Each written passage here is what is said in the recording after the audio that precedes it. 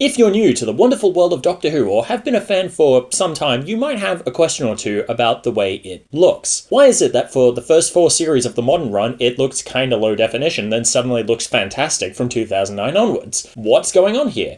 And why do shows from the classic run and even the 1996 film look entirely different as well? Well, wonder no longer.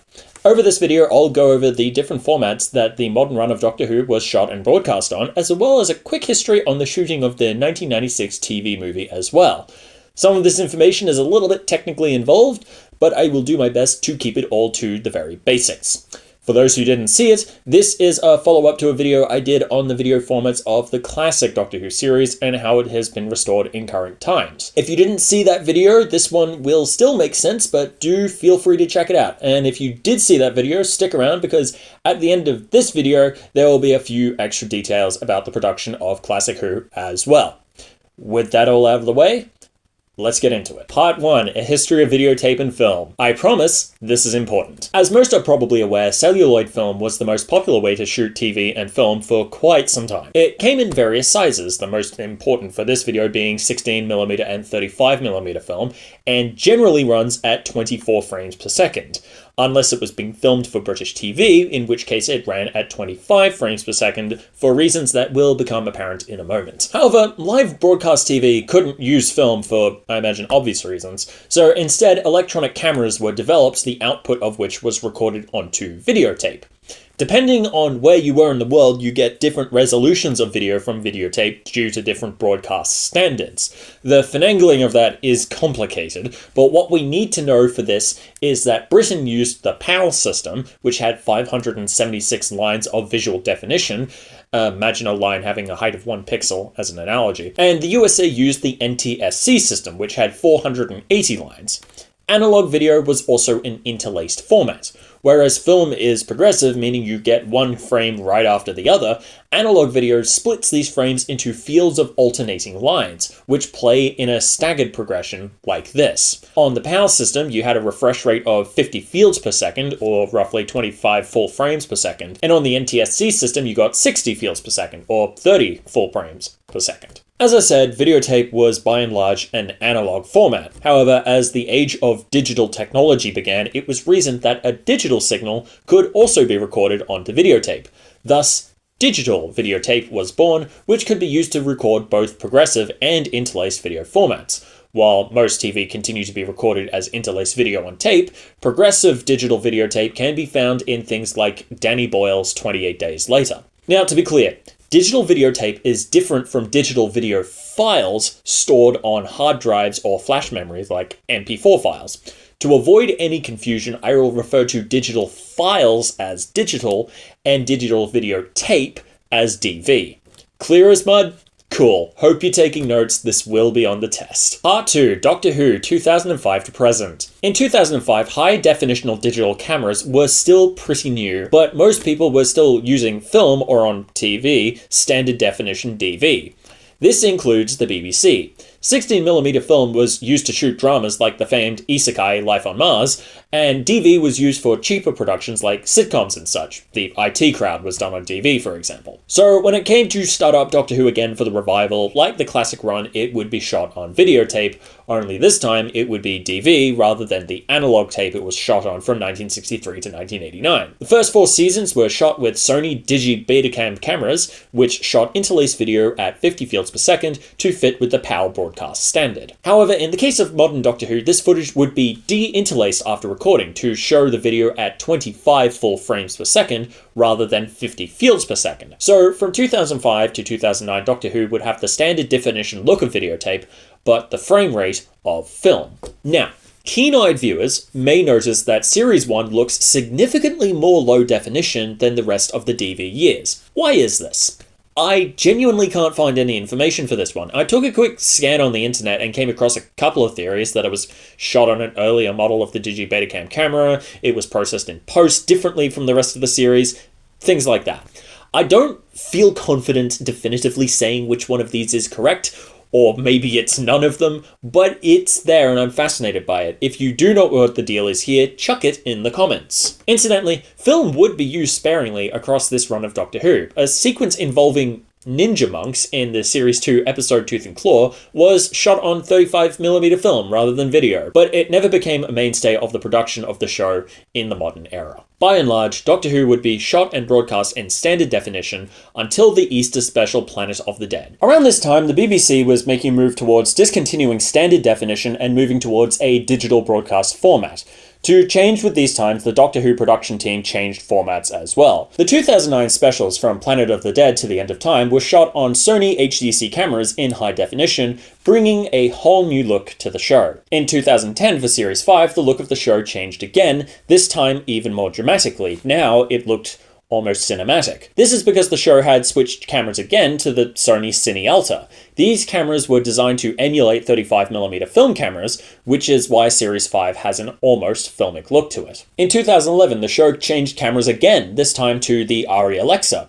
The results are breathtaking. Series 6 is, for my money, the most beautifully shot series of Doctor Who I've seen in a while. After Series 6, the show would stick to the ARRI Alexa for the rest of its run, using it up until the present day, with the exception of Revolution of the Daleks, which went back to the Cine Alta for some reason. At this point, all the changes to the look of the show appear to be less driven by camera technology and a lot more by artistic vision. The Chibnall era introduces a very specific look to the show, as the RTD2 era appears to be doing so from the most recent episodes, but this is all more down to post-production processing rather than the quality of what is captured in camera. So there we have it. To begin with, in 2005, Doctor Who was shot on DV, then switched to digital in 2009 for the foreseeable future. Now, let's take a trip back in time to 1996. Part 3, the TV movie. Unlike the majority of Doctor Who, classic or otherwise, the 1996 TV movie starring best boy Paul McGann was shot on 35mm film, as opposed to the analog videotape that classic Doctor Who had been largely shot on up until now. Most American television was shot on 35mm film, which is why you get such clean restorations of the original Star Trek or even sitcoms like Frasier. However, at the BBC, it was more cost-effective to use videotape for recording, which is why Classic Who was by and large done on video. But as an American production company was footing part of the bill for the TV movie, it was affordable to move away from videotape and onto film. Awesome! So, the 1996 TV movie should be available in sparkling HD, right? All it would take is to get the 35mm film, scan it to HD, and boom! Hit! Boy, I wish that were the case. See, it might have been shot on 35mm film, but it was edited and finished on videotape in standard definition. See, it was going out on TV and not in movie theaters, so there was no real point in spending the extra money to edit it on film, so it was scanned to videotape and edited there. Furthermore, all the computer-generated visual effects were done in SD. For there to be any HD version of this movie, not only would the original film elements have to be rescanned to HD, but all the visual effects would have to be recomposited in high definition. Also, rumors abound that they just straight up don't know where the original film cans went. They may have burned in a fire. They may not have. Nobody seems to know. So for this reason, the Blu-ray release of the movie wasn't a full remaster, but just an upscale of the video master that it had been broadcast from in 1996. Incidentally, this is why a full HD remaster of Star Trek Deep Space Nine is probably a long way off. Not the fire bit, but the necessity of recompositing all the digital effects into HD. It's a shame, that. However, the preservation of the TV movie becomes even weirder because of frame rate. See, the TV movie was finished at 24 frames per second because the 35mm film it had been filmed on was shot at 24 frames per second, like any other movie. But when it was sent over to Britain to broadcast, they came up against a simple mathematical fact. If you tried to play 24 frames a second on the PAL system of 50 fields per second, you were going to get very choppy video. The solution? They sped it up. I'm not kidding. They played the video 4% faster, so it now ran at 25 frames per second. This was compatible with the PAL system, and so it was broadcast in this format. This means that, despite no cuts being made, the TV movie ran about 4 minutes shorter in Britain than it did in the USA. And the real bastard of it is, for some reason, the only copy of the film that continues to be released on home media is this sped up 25 frames per second PAL version. Why? So that covers all the new information I wanted to cover in this video. Now let's turn our eyes back to Classic Who. Part 4, an addendum. This is the bit that is for people who saw the video this is a follow-up to. If you haven't seen that video, go ahead and give it a watch and then come back. If you already have, hi there, how you doing?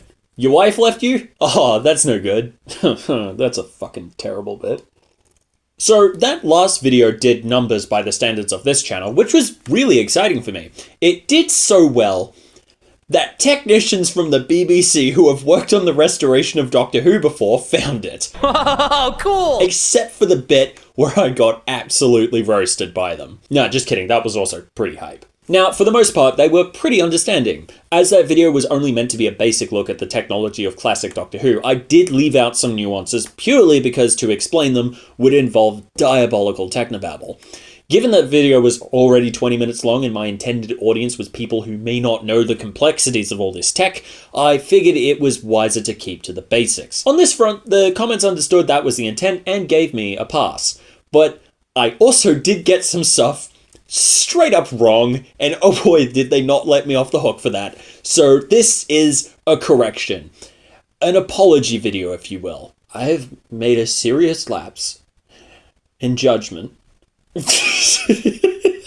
So here I will go over the points I was kindly corrected on and how it actually works. Let's go! Part 5, Telecine. So here's the big correction. To scan a film to video, the BBC, and everyone else really, employed the process known as Telecine. In my last video, I described the Telecine process as pointing an electronic video camera at a screen that was displaying a film reel. This is just not true.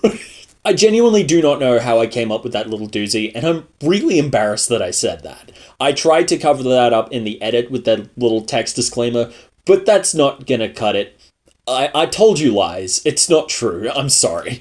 So how does a Telecine machine work then? Well, the BBC used flying spot scanners for Telecine purposes.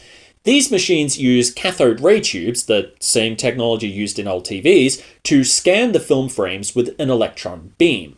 In these machines, the electron beam would hit the film frame, then pass through, its intensity altered by the color and brightness of the frame.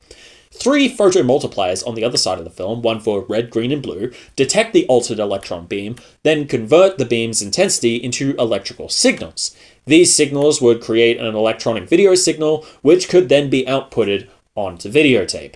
I am simplifying this vastly, but that is the general idea of how this machine works.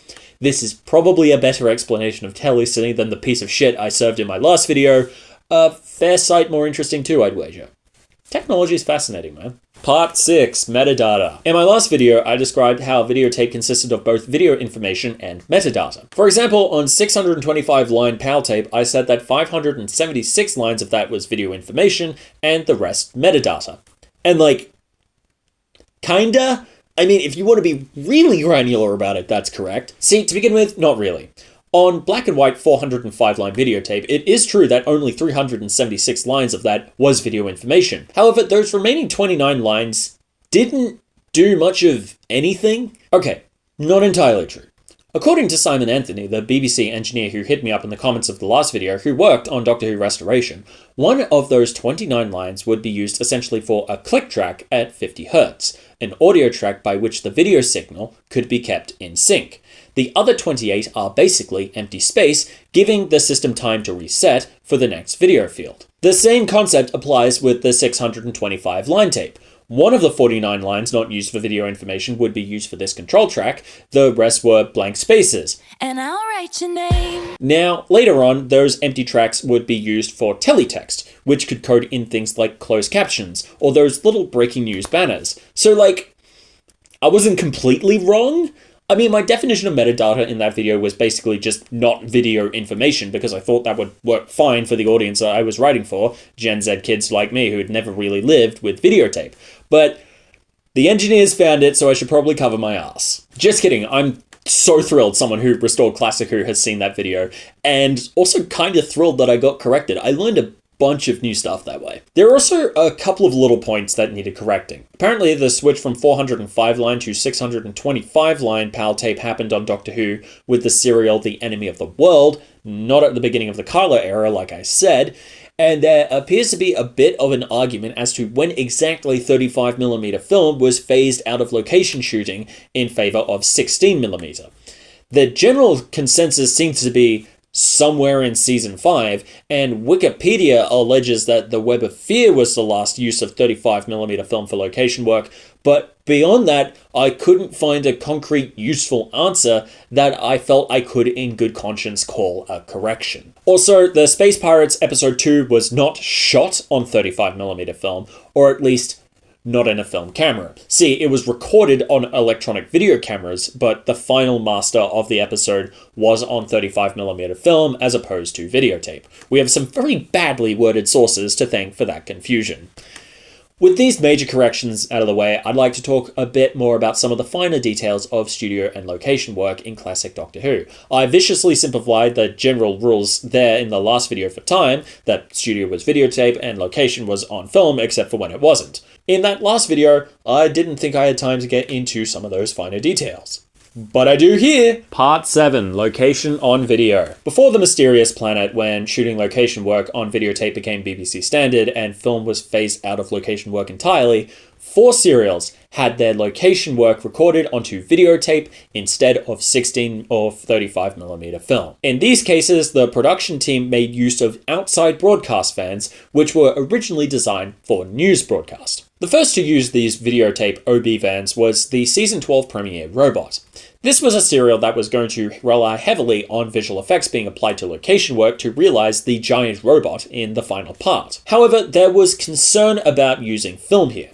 See, on Invasion of the Dinosaurs, the color separation overlay method, also known as chroma key, was used to marry dinosaur model footage shot on film to studio material recorded on video. The results look a little iffy. For this reason, the production team decided that film on video CSO work just didn't look up to standard, and that the easiest thing to do was to make sure both components used in the CSO process are videotape. Ergo, the move was made to record the location work for Robot on video to make the process work better. The results are still a little naff, but they're a lot more effective than shots like this in Invasion of the Dinosaurs, so it did work. Next up, we have another season 12 serial, The Sontaran Experiment.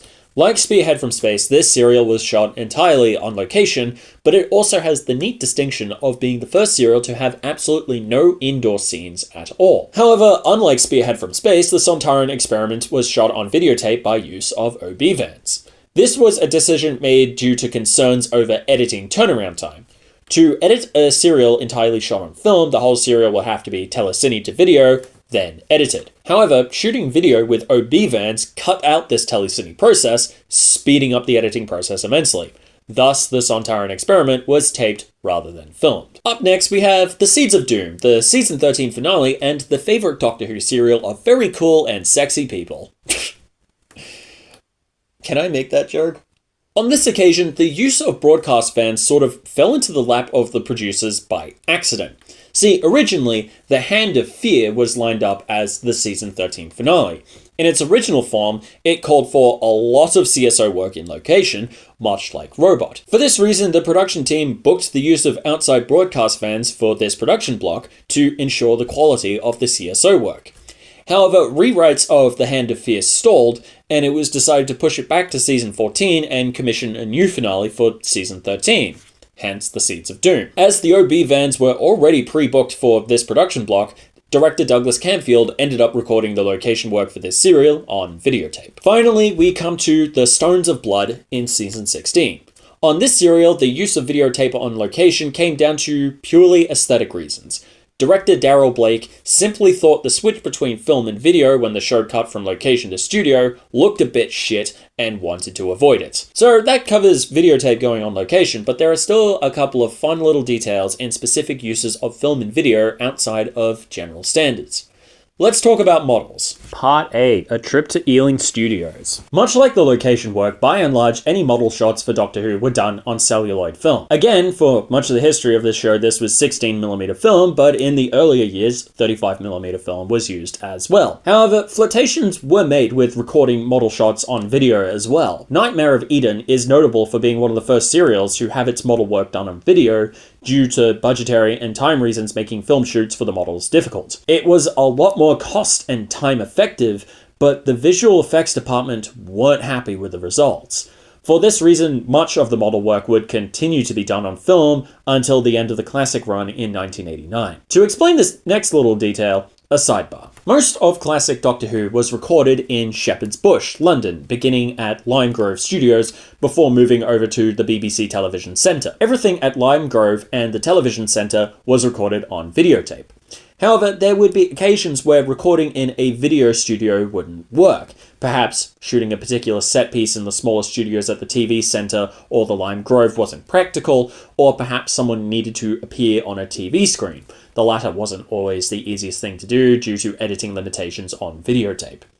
For situations such as these, the Doctor Who team would pitch up to Ealing Studios in, well, Ealing. Here they didn't use video cameras at the time, so everything shot up there would be on film. There are examples aplenty of Ealing work across the 26-year run of Doctor Who. The fight scene in the pit in episode 3 of The Curse of Peladon was filmed there, as was the rocket climb sequence in Genesis of the Daleks. It's also where William Hartnell's inserts for the Three Doctors were filmed, which then could be played back on the TV scanner for the benefit of Pat Troughton and John Pertwee. No, Hartnell did not film those scenes in his garden shed. Stop saying that. So if you're ever watching an episode of Classic Who and a bit of studio work suddenly appears to be shot on film, it's a fair bet that was done up at Ealing for one reason or another. And that's a wrap.